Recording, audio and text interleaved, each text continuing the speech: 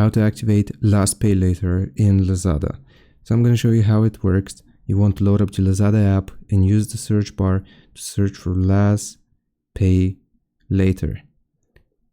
Now this is going to show up with the icon at the very top. You want to select it.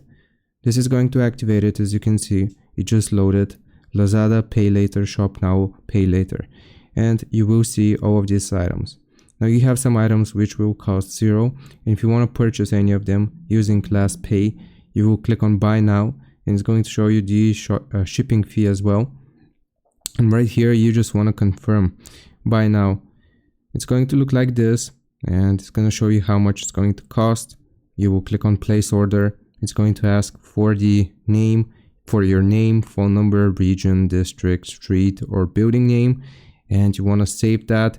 And once you order this is going to activate LazPayLater, and you can use it to purchase items and pay later for them.